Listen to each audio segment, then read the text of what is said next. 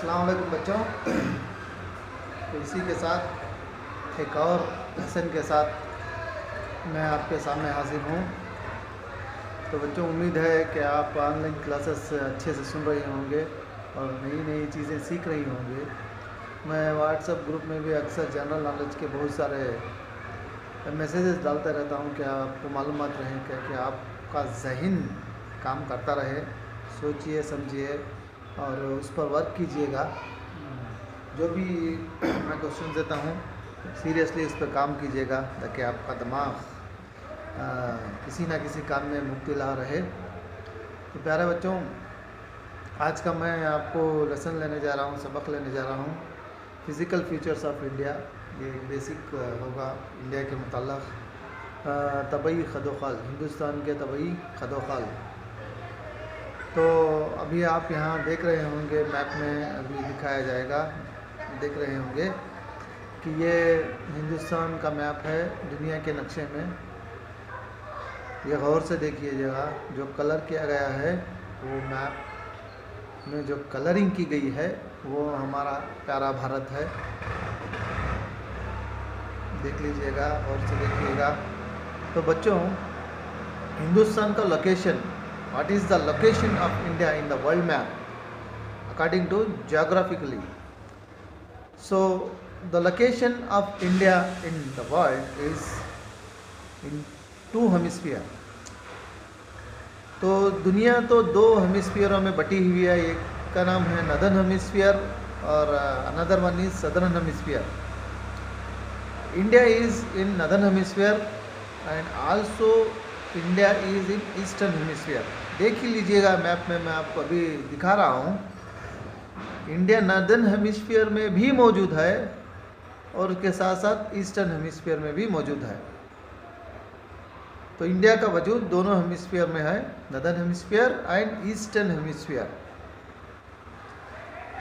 देखिएगा मैप में northern hemisphere और ईस्टर्न हेमिस्फीयर। अगर ये एशिया की बात आती है, अगर आप इंडिया का location, if you want to know the location of India in Asia, it is South Asia.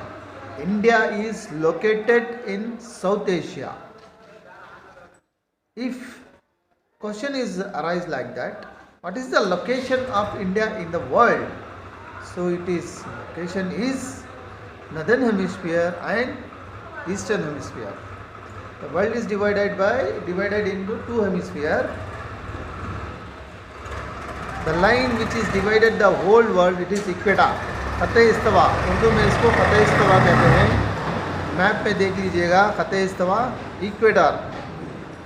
अब मैं इंग्लिश में ज़्यादा वर्ड यूज़ करूँगा क्योंकि आने वाली जमातों में, क्लासेस में, आने वाली ज़िंदगी में भी आपको इंग्लिश ही ज़्यादा इस्तेमाल करनी होगी क्योंकि यही जमात इंग्लिश मीडियम से शुरू हो जाती है। इसलिए उर्दू के साथ साथ, बेशक उर्दू एक बहुत प्यारी ज़बान है, उर्दू के साथ साथ आप इंग्लिश में भी माहिर हो जाइए। तो इक्वेटर दुनिया को दो हिस्सों में तकसीम करते हैं ये लाइन। तो बच्चों, इंडिया को दो हिस्सों में तकसीम करने वाली लाइन, सुन लीजिएगा मेरा सवाल, listen carefully. The latitude which is divided India into two equal part, it is Tropic of Cancer, Khate Sartan, Tropic of Cancer, 23 and half degree in the north, 23.5 degree north में मौजूद है। देख लीजिएगा map में, मैं अभी डाल रहा हूँ आपको, इस मैप में गौर से देखिएगा। ये लाइन है tropic of cancer, 23.5 degree north में है, जो इंडिया को दो बराबर हिस्सों में तकसीम करती है, जो इंडिया को दो बराबर हिस्सों में तकसीम करती है। इसके बाद एक और मेरिडियन है तूले बलद, जो इंडिया को दो बराबर हिस्सों में तकसीम करते हैं। इसे IST भी कहते हैं, इंडियन स्टैंडर्ड टाइम, 82.5 डिग्री, जो इलाहाबाद से निकलती है। यहीं से हमारा इंडियन स्टैंडर्ड टाइम मुकर्रर होता है। जो यहाँ का टाइम है, जो लोकल टाइम है, वो सारे हिंदुस्तान में भी वही मुकर्रर है। तो अगर ये सवाल पूछा जाए इंडियन स्टैंडर्ड टाइम कहाँ से गुजर रही है ये लाइन, तो ये इलाहाबाद से गुजरती है। और कौन सी डिग्री पर है, तो 82.5 डिग्री मैप में भी दिखा रहा हूँ मैं, मैप में भी देख लीजिएगा, इलाहाबाद से गुजरती है। और जो लैटिट्यूड है वो है ट्रॉपिक ऑफ कैंसर। हिंदुस्तान को बराबर तकसीम करने वाली, दो हिस्सों में तकसीम करने वाली लाइन ट्रॉपिक ऑफ कैंसर, ख़त सरतान देख लीजिएगा, मैप में देखिए, गौर से देखिए। इसके बाद मैं आपको सवालात भेजूँगा इसी वीडियो में से, जो भी मैंने सबक किया है उससे मुतल्लक़ सवालात भेजूँगा आप लोगों को लिख कर मुझे पेश करना होगा। तो बच्चों, इसी के साथ आगे बढ़ते हुए, इंडिया अगर लैटिट्यूड वाइज देखा जाए वर्ल्ड में, इक्वेटर से नॉर्थ पोल तक 0 डिग्री टू 90 डिग्री होता है। हर एक डिग्री पर एक लैटिट्यूड हो पाया जाएगा। और इस तरह इंडिया का मुकाम, location of India 8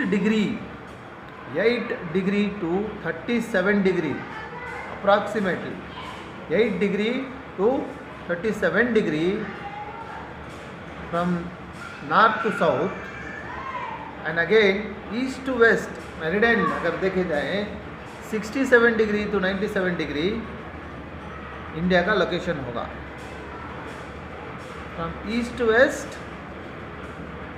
67 degree to 97 degree, 97.25 degrees, 97.25 degrees. तो यह है इंडिया का लोकेशन। तो बच्चों, हिंदुस्तान दुनिया का 7वां बड़ा मुल्क है। हिंदुस्तान दुनिया का 7वां बड़ा मुल्क है जोग्राफिकली एरिया वाइज अगर देखा जाए तो हिंदुस्तान दुनिया में 7वां बड़ा मुल्क है। अगर पॉपुलेशन के हिसाब से अगर आप देखना चाहते हैं तो हिंदुस्तान दूसरे नंबर पर है, हिंदुस्तान का नंबर दूसरा है। अगर एरिया साइज़ के हिसाब से देखें हिंदुस्तान 7वां बड़ा मुल्क होगा।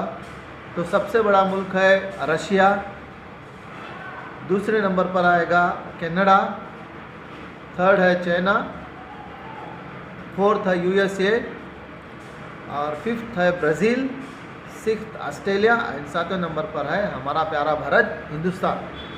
भारत, हमें गर्व होना चाहिए कि हम हिंदुस्तानी हैं। हाँ, तो बच्चों 7वां बड़ा मुल्क होगा। और जोग्राफिकली 2.4 हिस्सा ये घेरा हुआ है। वैसे तो 70% पानी है, 29% ज़मीन का हिस्सा है। उसमें अगर सारी दुनिया का परसेंटेज लिया जाए 2.4 हिस्सा हिंदुस्तान के हिस्से में आएगा। तो बच्चों, अगर हम हिंदुस्तान को north to south, from north to south देखेंगे तो नॉर्थ से साउथ तक हिंदुस्तान का जो कितने किलोमीटर आएगा अगर देखेंगे तो वो 3214 किलोमीटर है। अगर आप ईस्ट से वेस्ट तक देखना चाहते हैं, फ्रॉम ईस्ट से वेस्ट, मैं आपको मैप में दिखा रहा हूँ, देख लीजिएगा। ईस्ट से वेस्ट 2900 अप्रॉक्सीमेटली 10-12 किलोमीटर इधर उधर होगा, 2900 किलोमीटर है। अगर हिंदुस्तान का एरिया अगर देखते हैं तो ये एरिया है 32,87,263 स्क्वायर किलोमीटर, 32,87,263 स्क्वायर किलोमीटर है इंडिया का एरिया। अगर आप इंडिया का फ्रंटियर देखना चाहते हैं तो 15,100 किलोमीटर है। अगर इंडिया का फ्रंटियर देखना चाहते हैं मैप से, एक जगह से शुरू करके वापस उसी जगह पर आकर अगर खड़े हैं तो अगर वो मापा जाए तो उसका लेंथ जो होगा 15,100 किलोमीटर होगा। अगर हम हिंदुस्तान के साहिली इलाके, only the coastal area is 6,100 kilometre. If we include the islands, जजीरे भी अगर शामिल कर लिए जाएं, if we include the islands like Andaman and Nicobar in the Bay of Bengal, Lakshadweep in Arabian Sea, इन आइलैंड्स को भी अगर शामिल कर लिया जाए तो 7,500 7,500 किलोमीटर होगा. तो ये आपको सवालात याद रखने हैं. इंडिया का frontier 15,100 kilometre. Only the coastal area frontier is 6,100 kilometre. If we include the islands of India, it's increase the length, this is up to 7,500 kilometers. So the next point is the neighboring countries of India. Dear children, the neighboring countries, there are 7 neighboring countries of India. The first is Pakistan and Afghanistan in the northwest area, and again in the north side China, Nepal and Bhutan in the north side, and in the east side Bangladesh and Myanmar. If we include the Sri Lanka, so the southeast area, it is Bangladesh, it is total 7 countries. If we include it, became 8 countries, that is Sri Lanka. And remember one thing, Pakistan 1, and Afghanistan 2, China 3, Nepal is 4, Bhutan is 5, Bangladesh is 6, and Myanmar is 7. Total 7 neighboring countries. And the 8 neighboring countries which is located in the southeast of India, that is Sri Lanka. The state which is divided India and Sri Lanka is called Pak State. P-A-L-K, Pak State. Dear children, what do you mean by state? State is the water body. Listen carefully. The water body which is divided to 2 lands, comes between the 2 lands. It is called strait. Understand? Listen carefully. The water body which divide the land, 2 ज़मीनों के बीच में जो पानी गुजरता है उसे straight को बोलते हैं. जैसे India is a land and Sri Lanka is land. Between the water, the way it is called strait, Pak Strait. Again, this is the lines, border lines. I told you the border line between India and Pakistan is Red Cliff Line, and the border line between Afghanistan and India is called Durand Line. The border line between China, most controversial country, China and India is McMahon Line. ये China वाले लोग जो है, they are not believing, they are not accepting the McMahon Line. Always aggression to our country, though we are expecting some kind of events is happening in the border line. We are all seeing in the news. So children, keep watching the news and update about this China, India, Pakistan, China, our neighboring countries events. You can increase your general knowledge. That's why. Okay. Then again, now I will tell you the states. How many states are there in India? It is before August 2019 there is 29 states. After 4th August 2019 it will become 28 states. Now presently India has 29 states and 9 union territories. Because Jammu and Kashmir is a state converted into 2 union territories, that is Jammu and Kashmir and Ladakh. That is Jammu and Kashmir and Ladakh. So children, from now onwards, India has only 28 states and 9 union territories. The capital city of India is New Delhi. And which is the biggest or largest state of India? It is Rajasthan. And which is, look here in the map, Rajasthan. Rajasthan is the largest state of India. Look here carefully. जब भी आपको कोई जगह या शहर बताई, वो आपको पहचानना ज़रूरी है कि वो कहाँ है, मैप में कहाँ है। अगर कोई कंट्री आती है तो वर्ल्ड लेवल पर वो कहाँ है, अगर कोई स्टेट आता है तो इंडिया में वो कहाँ है, वो आपको जानना बहुत ज़रूरी है। So childrens, which is the smallest state of India and it is Goa. देखिएगा, गौर से देख लीजिएगा, गोवा मैप में आपको दिखाई दे रहा होगा, गौर से देखिएगा। ये आपको इंडिकेट करना है कैपिटल सिटी ऑफ गोवा कहाँ है, कैपिटल सिटी ऑफ इंडिया। जैसे कि कैपिटल सिटी ऑफ इंडिया होता है, वैसा हर स्टेट का एक कैपिटल होता है और हर स्टेट का एक चीफ मिनिस्टर भी होते हैं, एक चीफ मिनिस्टर होते हैं। Every state has a chief minister and governor.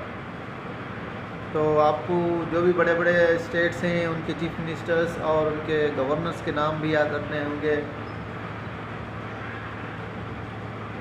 तो इंडिया के 3 नेचुरल फ्रंटियर्स हैं, Bay of Bengal, Arabian Sea and Indian Oceans के नेचुरल फ्रंटियर्स के 3 को। तो अभी मैं बता रहा था, अगर पॉपुलेशन के हिसाब से, according to the population of India which is the largest state of India it is Uttar Pradesh. According to literacy rate which is the highest literate state of India it is Kerala. ऐसे बहुत सारे हैं। डीप में आप जब बड़े आपके आगे दूसरी बड़ी क्लासों को जाएंगे तो आपको इससे डिटेल से मुताल्लिक़ पढ़ाया जाएगा। और मैं जो भी पता है अगर मैं बता दूंगा तो आपको याद रखने में दिक्कत होगी, इतना डीप नहीं जाना चाहता मैं आपकी क्लास को मद्देनज़र रखते हुए। तो ये है ये थे हिंदुस्तान स्टेट्स और इसके नेबरिंग कंट्रीज़ और फ़तेहस्तवा, लैंगिट्यूड्स। इतना तो आपको जानना बहुत ज़रूरी है। इसके साथ साथ के जो ये वीडियोस 2 या 3 मरतबा देखिए। इसके बाद मैं आपको व्हाट्सएप ग्रुप में ही सवालात भेजूँगा। इस वीडियो में से जो भी मैंने कहा है, जो भी मैंने पढ़ाया है, इससे मुतल्लक़ सवालात होंगे। आप आराम से पूरे ज़हीन के साथ बैठकर इसके जवाब लिखिए और उसके बाद मुझे लाकर सबमिट कीजिएगा। और इसी के साथ बच्चों, उम्मीद रखता हूँ कि आप अच्छी तरह से पढ़ रहे होंगे, सोशल डिस्टेंसिंग मेंटेन कर रहे होंगे, सैनिटाइज़र मास्क का इस्तेमाल कर रहे होंगे, क्योंकि ये जो पैंडेमिक है हमें इसी तरह ख़त्म करना है। और जब तक वैक्सीन नहीं आती ये ख़त्म नहीं होगा। इंशाअल्लाह वैक्सीन भी आ रही है, सारी दुनिया इसी में लगी हुई है कि वैक्सीन तैयार हो जाए। वैक्सीन भी आ जाएगी और आने के बाद हमारी सरकार शायद मुफ्त में दे दे वैक्सीन। हमारी तो यही गुजारिश है कि वो सारी जनता को मुफ्त में ही वैक्सीन फराहम करे और सरकार इंशाअल्लाह करेगी भी ज़रूर। सरकार इंशाअल्लाह ज़रूर करेगी। मुझे उम्मीद है कि ये सरकार मुफ्त में ही अपनी जनता को वैक्सीन फराहम करेगी। तो बच्चों, इसी के साथ मैं अपनी एक क्लास यहीं पर ख़त्म करता हूँ। उम्मीद है कि आपको ये लेसन पसंद आया होगा। अस्सलाम वालेकुम, शुक्रिया।